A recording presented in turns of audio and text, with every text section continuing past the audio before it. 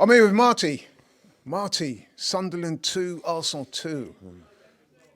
The record of not conceding, that's gone. Yeah. And that was... Well, you know what? I'll leave it to you to tell the people. How do you feel about that result? Because there seems to be mixed feelings. And some people are saying a draw's not the end of the world and, it's disappointing, but, it's not disaster. Some people are saying it is disastrous. They're gutted. They're getting PTSD thoughts of a couple of years ago when we've, imploded. What do you think? What's your honest thoughts? There's going to be, after a result like that, there's going to be a lot of mixed messages, mixed signals, and a variety of reactions. And obviously, we love those as football fans. And obviously, other fans are going to love that we've, one, conceded a goal, that's gone, and two, that we've drawn a game. Because conceded two. Yeah, in one game. Yeah, but don't forget, we conceded 3 all season before this game. So that's 2, that's 5 now all season. Listen, at the beginning of the season, if you said to me, from September through October into November, we're going to concede 0 goals and win 10 games on a bounce, I would have bitten your arm off for it. Your hand, your arm, I would have taken everything with both hands. That's just the reality of the situation. Let's put things into perspective. We've just drawn a game. We haven't lost. Look, it was as a neutral, as anyone. The second half was a fantastic game of football, and you've got to give credit to Sunderland. That place, that atmosphere in there was absolutely electric. That was their cup final, right? And I don't say that disrespectfully. Arsenal came to town, and James Ballard, an ex-player. It had to be, that ball goes through and he rifles that in the top corner, and it's going to take something special to beat David Raya, and it did. It's 1-0, we go into half-time, and then Bukayo Saka was getting a lot of stick, and I saw it, obviously we watched it on a watch-along, the people in the comments, he's used it and all this, which I just think is very unnecessary. Because very reactionary. Of course it is, and listen, football is reactionary, but you've got to sometimes take yourself a bit away from it and look at things in perspective, what this guy's done for us, and then what he goes on to do. And look, that was a fantastic finish.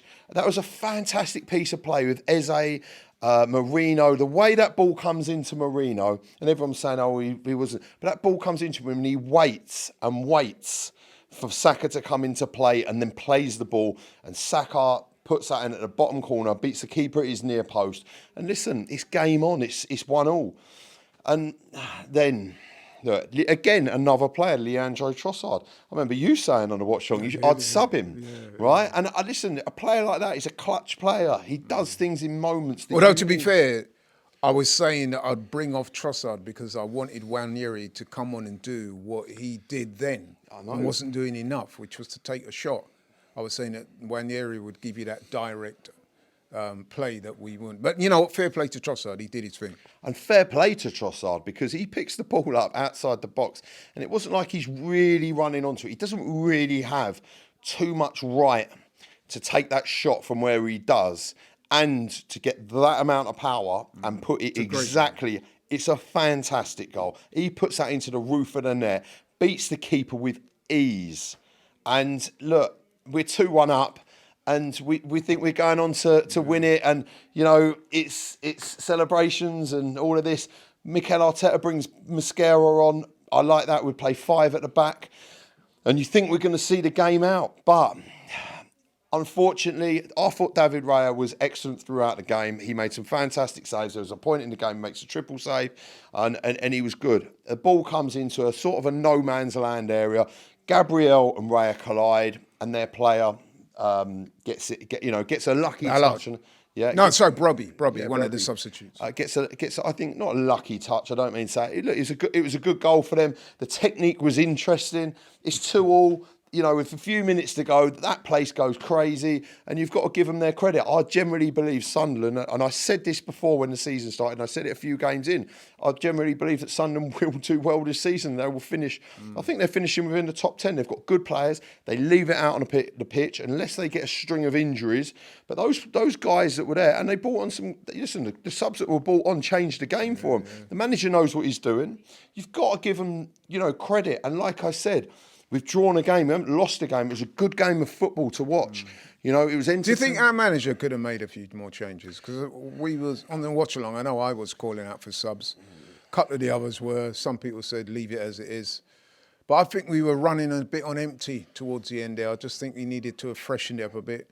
Not sure if it would have made a difference, maybe not. But I just thought that the game was crying out for subs from an Arsenal perspective. That's my point of view. What do you think? Look, you make a good point, Laurie, and what subs are you going to make? I mean, if he had bought on Max Dowman and then we end up drawing that game, then obviously say, or even Wanyeri, why are you relying on them? Listen, if he brings on Hincapié and Norgard and we concede that goal, then they'll say, why did he go too defensive? So I think Arteta might be in a bit of a situation where whatever he kind of do, if he does, he's damned, and if he doesn't, he's damned. And that's it. We didn't lose the game. It was don't forget Sunderland are unbeaten at home. Yeah. Like whatever, people saying, oh, they're a championship side. Yeah, they're not a championship side. They're a Premier League side. Guess what? They're in the Premier League. So that makes them a Premier League side. Doesn't make them a championship side. Well, they're third in the Premier League as we speak right now. Listen, they're a good outfit. Like whether they've come up from just because notoriously over the years we're used to championship sides coming up and getting absolutely ironed out by everyone and then going back into the championship. It hasn't happened this season. And sometimes do you suspect that a lot of the disappointment that's radiating from, say, the room and Arsenal fans online about the result is because it's Sunderland, or or was it because we were 2-1 up with a few minutes to go and apparently let it slip? What do you think is the main cause for a lot of the dejection amongst Arsenal fans? Look, there's going to be dejection. Whenever you concede a goal that late on in a game, it's going to be disappointing. But we didn't lose. It's going to be disappointing. I understand the disappointment. In fact, am I disappointed? Of course I am. Listen, but you've got to be realistic. You're not going to win every single game of football that you play. Yeah. There's going to be draws in there. And guess what? There's going to be some losses in there occasionally. It's going to happen. Like there's no team that goes the entire season like in all competitions without losing a game. It just except Arsenal back in. No, it's in the Premier League, but in that season, in that season, we lost in the Champions League that season. Yeah. So you've got to put things. Listen, would I take again? Currently, we're 7 points clear at the top of the table. We've got Sunderland in third, City in second behind us. Am I melting down? Am I thinking, we're bottling it? No, it's too early in the season. When I see this team, we've got the international break now. Okay, we've got a couple of weeks off of football to reset. We've got Tottenham. I'm not too worried about Tottenham. We'll do the business then. That's 3 points. Don't forget, City and Liverpool are playing each other tomorrow. One of them's dropping points. That's a fact. So if they get a draw, we're still 6 points at the top. It's not. That's two games in front.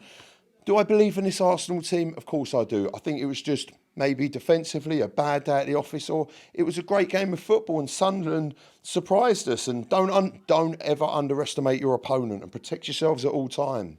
And go on, mate. No, go on. No, go on. Like it sound like you was. No, you said, don't underestimate your opponent. Protect yourself all the time. And you have to be, because you never know where the next blow's coming from. Yeah. And listen, they hit us with a hammer blow late on, and I'll tell you what as well, Ballard, right? Defensively at the end, we could have nicked that. Calafiori heads it down, and listen, go to smash it in the net, and Ballard comes in with an absolutely amazing block. Defensively, in all fairness to them, they earned that and they deserved that. I'm not going to take credit away from Sunderland. They've come up from the Championship. They've brought in 14 players. The manager's done a great job. And everyone going, but it's Sunderland. No, this Sunderland ain't the Sunderland that everyone thinks it is. It's a different outfit. Yeah. And let's see where they're at the end of the season. Is it drop points? Yeah. And whenever you drop points, it is. But it's just not as clear-cut and it's not as simple as that. It's just putting things into perspective and looking at where we are going and moving forward. Well said. Nice to get a positive come on, Laurie. You know I'll bring the positivity. Yeah. All right. Don't forget, join us on the 14th, Friday the 14th of November. We're going to be doing a 12-hour live stream. 12 hours! Continuous, right? To raise money for the victims of Hurricane Melissa in Jamaica. There's a lot of people down there have been suffering. So come, join us. We're going to raise money. It's going to be chaos. We are raising money for 12 hours. What we got? I know something that you cannot believe. Jamaica, we have a charity stream. You know them way there, man. You know them way there. Come on, fam. Join us on Friday. It's going to be mayhem.